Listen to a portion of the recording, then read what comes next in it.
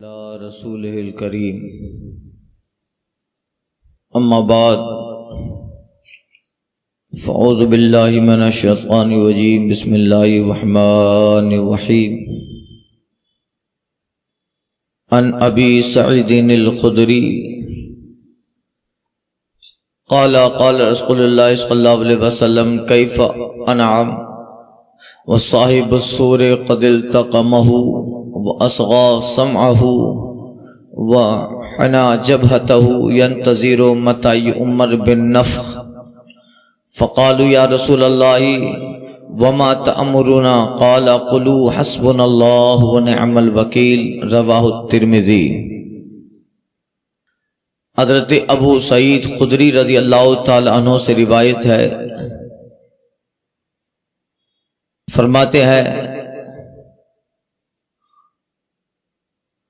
رسول پاک صلی اللہ علیہ وسلم نے ارشاد فرمایا کہ میں کیسے خوشی کروں جبکہ سور پھونکنے والا فرشتہ ہاتھ میں سور لیے ہوئے ہے، کان لگائے ہے، اپنی پیشانی کو جھکائے ہوئے ہے اور اس انتظار میں ہے کہ کب اسے حکم دیا جائے سور پھونکنے کا۔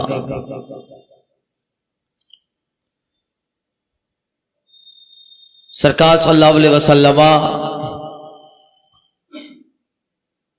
یہ ملاحظہ فرما رہے ہیں، دیکھ رہے ہیں اللہ تعالیٰ کے جتنے فرشتے ہیں وہ سب اللہ تعالیٰ نے انہیں کچھ کام تقسیم فرما دیے ہیں اور انہی کام میں اللہ کے وہ فرشتے لگے ہیں۔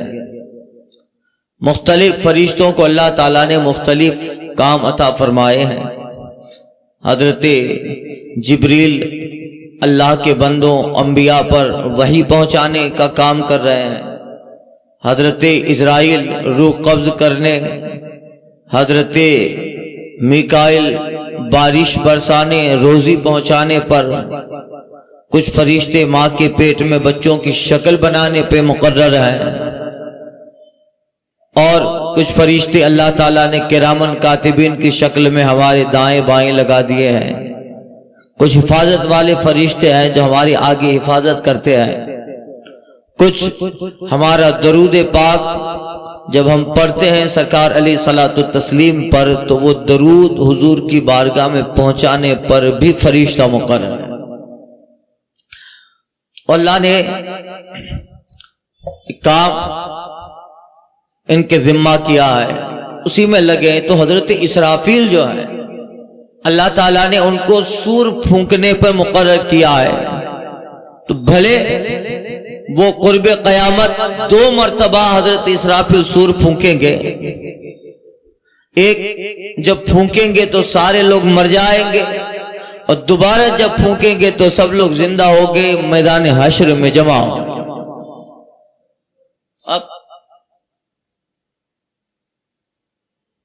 سور پھونکنے والے یہ فرشتے حضرت اسرافیل علیہ السلام، اللہ نے انہیں یہ کام ان کے ذمہ رکھا ہے۔ تو حضور فرماتے ہیں کہ میں دیکھ رہا ہوں کہ کب اسرافیل علیہ السلام سور پھونک دے، میں ملاحظہ کر رہا ہوں کیف انعم، میں کیسے خوشی کر سکتا ہوں جبکہ سور پھونکنے والا فرشتہ ہاتھ میں سور لیے ہے، اپنے کانوں کو باری تعالیٰ کی طرف لگائے ہیں، اپنی پیشانی کو جھکائے ہوئے ہے، اور اس انتظار میں ہے کہ کب اللہ تعالیٰ کی طرف سے حکم سور آ جائے اور یہ فوراً سور پھونک ڈالے۔ اب بتائیے اللہ نے اس فرشتے کو جو کام دیا اس میں تو لگے ہیں۔ اب حضور جانتے ہیں سور پھونکنا قرب قیامت ہے، مگر یہ فرشتہ اپنا کان عرش کی طرف لگائے ہے، اور اس انتظار میں زمانے ہو گئے، صدیاں، کروڑاں کروڑ سال گزر گئے، فرشتہ اس انتظار میں کب حکم ملے اور سور پھونک دیا۔ اب وہ سچویشن ذرا دماغ میں لاؤ، سرکار صلی اللہ علیہ وسلم اس حالات کو ملاحظہ فرما رہے ہیں. حضور کہتے ہیں میں خوشی کروں، میں تو دیکھ رہا ہوں کہ سور پھونکنے والا فرشتہ انتظار میں ہے، یہاں حکم ملے یہاں پھونک دے اور یہاں سب ختم. تو صحابہ کہتے ہیں یا رسول اللہ وما تامرنا، تو آپ ہمیں کیا حکم دے رہے ہیں، ہم کیا کریں، ہم خوشی منائیں نہ منائیں؟ آقا فرماتے تم کہو حسبنا اللہ و نعم الوکیل، یہ تسبیح پڑھتے رہو، تم یہ تسبیح پڑھتے رہو، حسبنا اللہ نعم الوکیل نعم المولا و نعم النصیر، حسبنا اللہ و نعم الوکیل، یہ تسبیح پڑھو. یہ اللہ تعالی کے محبوب تسبیحات میں سے ایک تسبیح یہی ہے. اللہ تعالی اس نے اس میں بہت ساری برکتیں رکھی. حسبنا اللہ. اب یہ تسبیح، یہ کلمات بڑے مبارک ہیں. انبیاء کرام کے زبان پہ اللہ نے یہ کلمے جاری کیے. روایت میں ہے کہ حضرت ابراہیم علیہ الصلوۃ والتسلیم جب نار نمرود میں جا رہے تھے تب آپ کی زبان پہ یہی کلمات تھے. حضور علیہ الصلوۃ والتسلیم معراج پہ تشریف لے جا رہے ہیں، آپ کی زبان پر یہی کلمات ہیں. اور یہ جتنے وظائف ہیں ان سارے وظیفوں میں ایک بہت بڑی اہمیت رکھتا ہے یہ کلمہ حسبنا اللہ، ہمیں اللہ کافی ہے، ونعم الوکیل، اور وہ کیا ہی بڑا اچھا کام بنانے والا کارساز ہے. اس کو پڑھو. علماء کہتے ہیں، علماء عاملین نے لکھا ہے روزانہ صبح سے شام تک اگر 100 مرتبہ اس تسبیح کا ورد کیا جائے تو اللہ تعالیٰ اس بندے کو دنیا ہی نہیں آخرت کے غموں سے بھی چھٹکارا دے. حسبنا اللہ، گویا یہ دعا ہے، اللہ میرے لیے کافی ہے، ونعم الوکیل، اور وہ کیا ہی بڑا کام بنانے والا ہے. پھر آگے ملا لو، علماء کہتے یہ جملہ نعم المولا و نعم النصیر، اور وہ کیا ہی بڑا والی ہے اور وہ کیا ہی عظیم مددگار ہے. یہ ملا لو. آقا فرماتے صحابہ نے عرض کی تو حضور نے فرمایا تم یہ پڑھو حسبنا اللہ و نعم الوکیل نعم المولا و نعم النصیر، یہ تسبیح غموں سے چھٹکارا دے دے.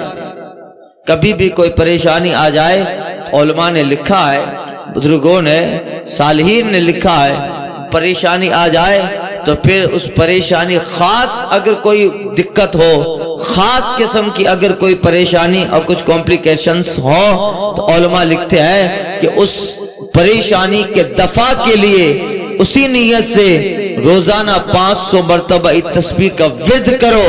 انشاءاللہ تعالی چند دنوں میں اللہ تعالی غموں سے نجات ضرور عطا فرمائے. حسبنا اللہ و نعم الوکیل. تو اسے رسول پاک صلی اللہ علیہ وسلم کے علم کا بھی اظہار ہوا. سرکار صلی اللہ علیہ وسلم فرشتے کو دیکھ رہے ہیں، وہ پیشانی جھکائے ہیں، کان عرش کی طرف لگائے ہیں، حضور اس کی یہ سچویشن ملاحظہ فرما رہے ہیں، دیکھ رہے ہیں. اے فروغت صبح آثار دور، اے فروغت صبح آثار دور، چشمہ تو بینند اے ما فی الصدور. یعنی یا رسول اللہ علیہ الصلوۃ والتسلیم، آپ کی نظر تو ما فی الصدور، جو دلوں میں ہے اسے ملاحظہ فرما رہی ہے. سنیے اب یہ جو فرشتہ سور پھونکے گا حضرت اسرافیل علیہ السلام، وہ سور کیا ہے اس کے تعلق سے میں نے عرض کیا اس سے پہلے بھی، مگر سنیے حدیث پاک میں آیا ان عبداللہ ابن عمر عن النبی صلی اللہ علیہ وسلم قال السور قرن ينفخ فیہ.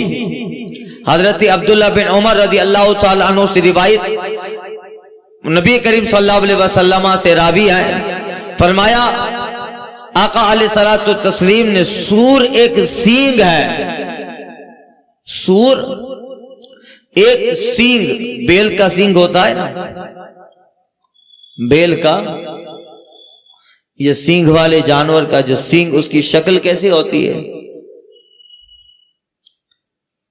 آقا فرماتے ہیں السور قر، سور یہ ایک سینگ کی شکل کی چیز ہے، ينفخ فیہ، جس میں پھونک ماری جائے گی، یعنی فرشتہ حضرت اسرافیل علیہ السلام اسی میں پھونک ماریں گے، ایک سینگ کی شکل ہے۔ اب جب وہ پھونک ماریں گے اس کی سچویشن کیا ہوگی؟ تو فرمایا کہ اس کی حقیقت اللہ تعالیٰ جانے، بس علماء کہتے ہیں کہ جو سرا، اب پھونک مارنے کے لیے سرا ہو نا بھائی، جیسے سیٹی ہوتی ہے یا باسوری جس پہ پھونک مار کے بجایا جاتا ہے، اس کا منہ دہانا کتنا ہوتا ہے کہ ہمارے منہ میں آ جائے، اگر وہ بندر پیٹ کا ہے تو پھر وہ بجا نہیں پائے گا آدمی، وہ خود اندر چلا جائے گا۔ تو اب سور جس کو پوری دنیا میں جس کی آواز پہنچے گی اور آواز اتنی خطرناک کہ لوگ مر جائے، تو اس کی حقیقت کیا؟ علماء کہتے ہیں اس کی صحیح حقیقت رب ہی جانے، مگر ہاں اتنا حدیثوں میں آیا ہے کہ اس سور کا سرا، اس سینگ کی شکل کے سور کا سرا جس میں فرشتہ جناب اسرافیل پھونک مارے گا، وہ اتنا بڑا ہے اور اتنا چوڑا ہے کہ اس کی فراخی آسمانوں کے برابر ہے، آسمانوں کے برابر اس کی فراخی ہے، اس میں پھونک ماری جائے اور فرشتہ کوئی زمین میں آ کے پھونک نہیں مارے گا، وہ اپنے مقام پہ اللہ تعالیٰ نے جو اسے مقام دیا ہے اسی مقام پہ پھونک مارے، وہ اتنا چوڑا ہے اس کی فراخی کہ وہ آسمانوں کے برابر۔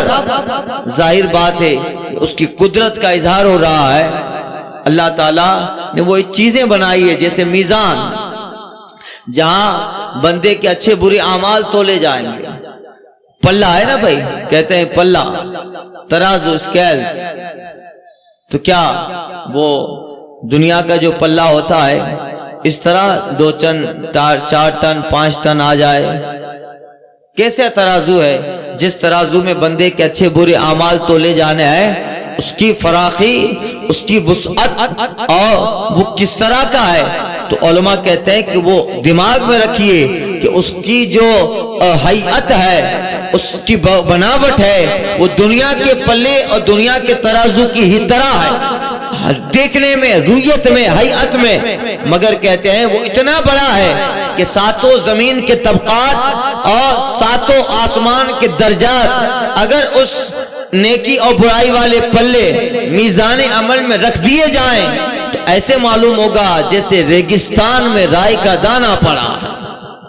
ریگستان میں رائی کا دانہ اب کتنا بڑا ہوگا؟ 7 طبقات ارض اور درجات سماوات، زمین و آسمان کے یہ سارے حصے اس میزان عمل میں رکھ دو تو ایسا لگے گا جیسے بہت بڑے میدان میں رائی کا دانہ پڑا، تو کتنا بڑا ہوگا؟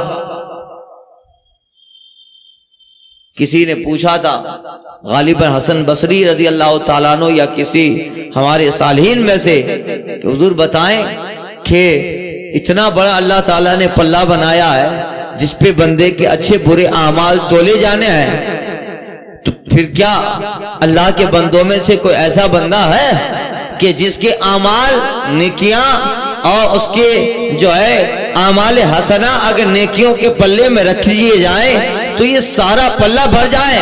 کوئی امت میں ایسا خوش نصیب ہے؟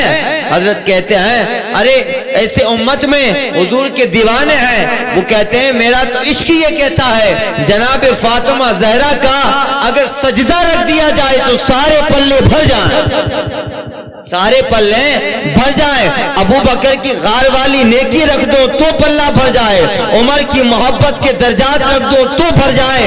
یہ وہ ہیں کہ اللہ تعالیٰ نے ان کو جو وسعت اعمال عطا فرمائی، اللہ تعالیٰ نے ان کو جو برکات و حسنات عطا فرمائے، اور اللہ نے اپنے فضل و کرم سے ان کی نیکیوں کا دائرہ اتنا بڑا کیا کہ باوجود اس کے کہ میزان اتنا وسیع ہے، مگر ابو بکر صدیق کی نیکیاں، جناب فاطمہ زہرا، عمر بن خطاب، مولائے کائنات عثمان ذی النورین، ان کے اعمال رکھو تو میزان بھی ان کی اعمال کے برابر کم ہوگا۔ یہ ہے صالحین یہ وہ لوگ ہیں. تو اب اس سے یہ صرف ان کی فضیلت بیان کرنا مقصد ہے. اب اللہ تعالیٰ نے اس قدر بڑا میزان بنایا. خوش نصیب ہوں گے جن کے یہ اعمال. اب ابو بکر صدیق کا عمل کیا تولنا بھائی؟ ان کا عمل تولا جائے کیا؟ وہ تو سرکار صلی اللہ علیہ وسلم جہاں جلوہ بار ہوں گے، حضور کے دائیں طرف جناب ابو بکر بھی جلوہ بار ہے. وسعتیں دی ہیں خدا نے دامن محبوب میں، وسعتیں دی ہیں خدا نے دامن محبوب میں، جرم کھلتے جائیں گے وہ چھپاتے جائیں گے. اگر کرم ہو گیا تو پھر انشاءاللہ تعالی. اور کرم کسے کہتے ہیں؟ قیامت میں حشر میں کرم کا مطلب کیا؟ حضرت عائشہ صدیقہ عرض کرتی ہیں یا رسول اللہ حشر میں آسان حساب کیا ہے؟ حشر میں آسان حساب کیسے ہوگا؟ آقا فرماتی ہے عائشہ آسان حساب یہ ہے کہ دست قدرت میں فرشتے بندے کا نامہ اعمال پیش کرے، بندے کا نامہ اعمال پیش کرے اور اس بندے کا نامہ اعمال کھولا نہ جائے، بس پیش ہوا اور اسی کو آگے بڑھا دیا گیا. یہ آسان عمل ہے. جب کھولا گیا تو پھر بندہ پھنسا.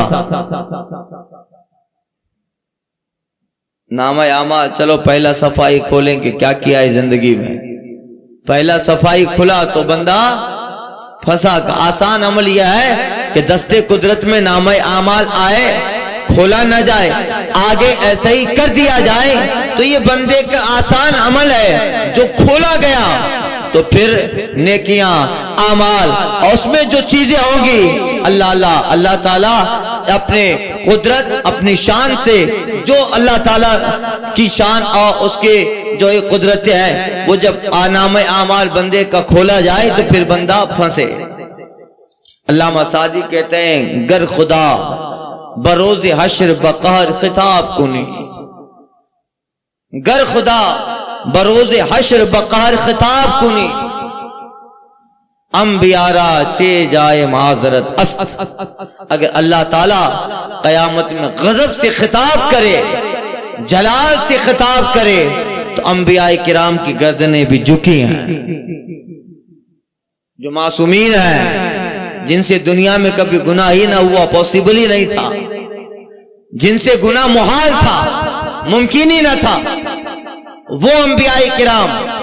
مگر اللہ کا قہر و غضب جلال باری تعالیٰ ایسا ہے کہ گردنیں سب کی جھکی ہیں. اللہ اس وقت اگر باری تعالیٰ کے سامنے جو کلام کرے اور اللہ تعالیٰ کو اپنے سجدے اور رب کی حمد کر کے اس کے جلال اور اس کے جو غضب کو جس نے ٹھنڈا کیا وہ مصطفیٰ جان رحمت ہے.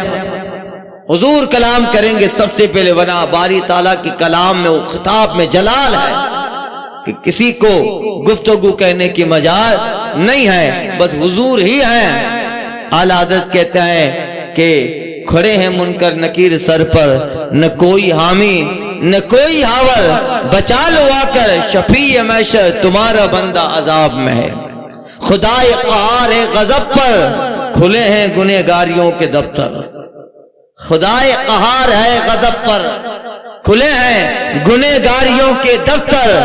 بچا لو آ کر شفیع محشر کہ تمہارا بندہ عذاب میں. اب حضور ہی ہے، ورنہ کسی کے طاقت وہاں بولنے کی حیثیت نہ ہوگی. تو سرکار صلی اللہ علیہ وسلم کا کرم ہوگا انشاءاللہ تعالی. تو یہ آسان حساب ہوگا کہ نامہ اعمال آگے بھیج دیے جائے. جب کھولا گیا تو بندہ پھنسا. تو وہی یہ سور کی حیثیت کہ حضرت عبداللہ بن عمر کہتے ہیں آقا فرماتے ہیں سور یہ سینگ کی شکل کا ينفخ فیہ، جس میں پھونک ماری جائے، جس میں پھونکا جائے گا، اور اس کو اللہ نے اتنا وسیع بنایا ہے. اور اس پھونک کا اثر یہ ہوگا کہ تمام دنیا کے انسان وہ موت کے حوالے ہو جائیں. الفصل الثالث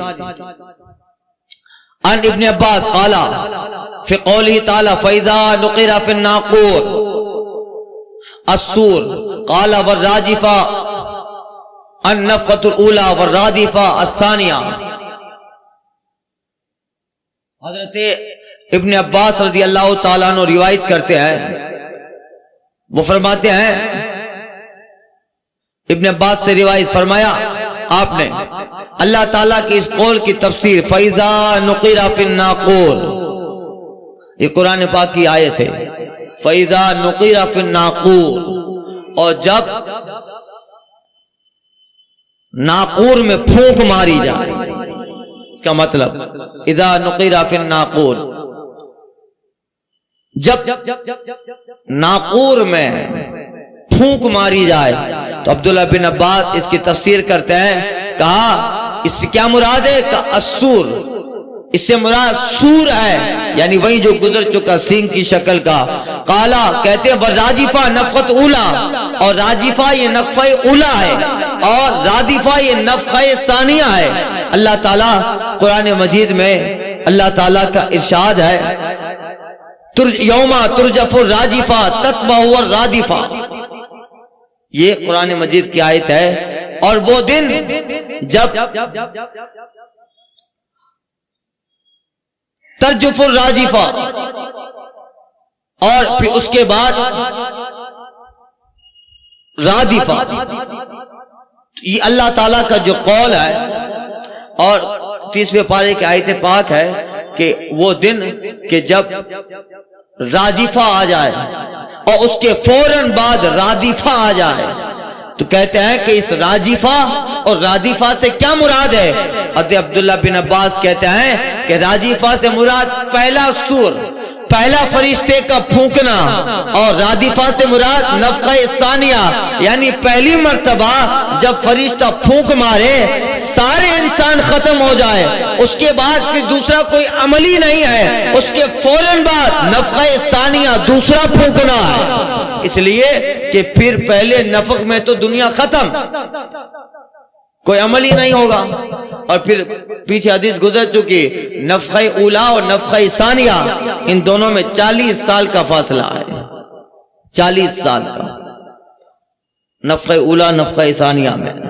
تو اب فرشتے نے پہلا نفخ، پہلے سور پھونکا، سب ختم، اور سب ختم تو دنیا میں کچھ ہے ہی نہیں، تو کوئی عمل ہی نہیں ہے، کوئی کام ہی نہیں ہے، کوئی ہے ہی نہیں تو کام کیا کرے۔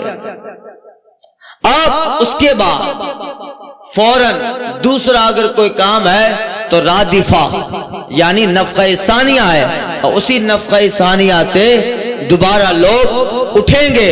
تو یہی اللہ کے قول یوم ترجف الراجفہ تتبع الرادفہ، وہ دن کے جب راجفہ آ جائے اور اس کے فوراً پیچھے رادفہ ہو، اس سے مراد یاد کرو وہ دن کیسا ہوگا جب پہلی مرتبہ سور پھونکا جائے، اور یاد کرو وہ وقت کیسا ہوگا کہ دوبارہ سور پھونک کے تمہیں اٹھایا جائے، تو وہ بڑا ہولناک وقت ہوگا۔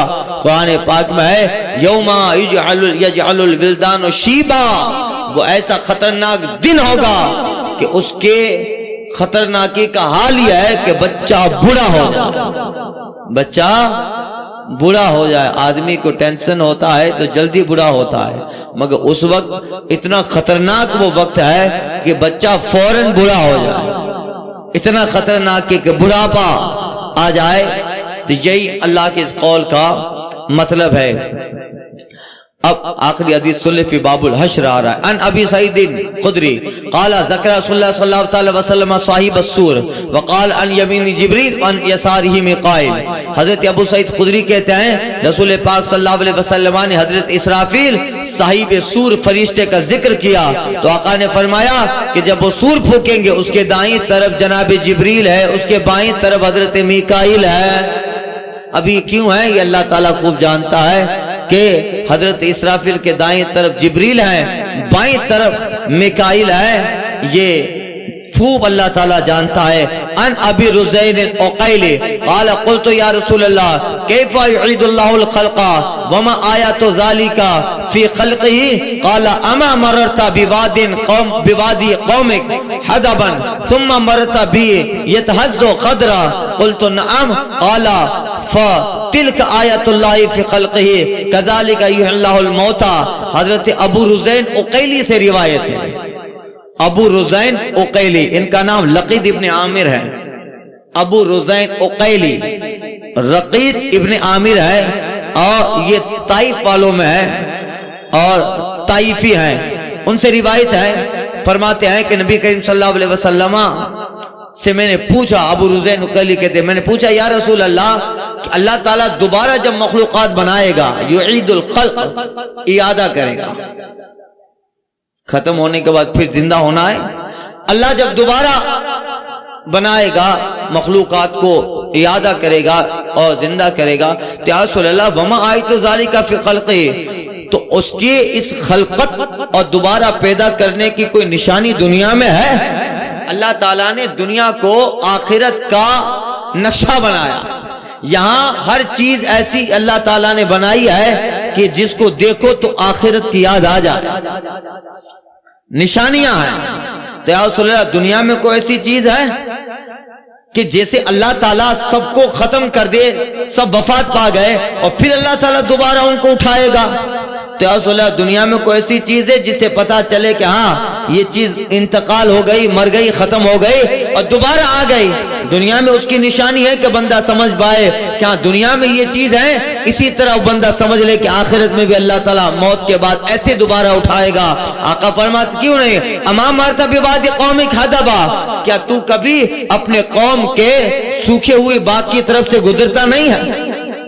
اپنے قوم کے سوکھے ہوئے باغ، جس باغ میں سوکھا پن ہے اور باغ خشک ہو گیا ہے، وہ وادی بالکل خشک ہے، وادی میں کوئی سبزہ نہیں ہے، لہلہاتی ہوئی گھاس نہیں ہے۔ آقا فرماتی اما مرتا بوادی قومی کا حدبا، کیا تو اپنے قوم کی سوکھی ہوئی وادی اور خشک وادی سے نہیں گزرتا ہے؟ کہاں یا رسول اللہ؟ آقا فرماتے ہیں کہ کیا نہیں دیکھتا، ثم مرتا، کہ تو جب گزرا چلا گیا، پھر 1-2 سال کے بعد جب تو ادھر سے گزرتا ہے، آقا فرماتے یتہزت خضرا، تو دیکھتا ہے کہ وہ وادی ہری بھری ہے، گھاس سے لہلہا رہی ہے۔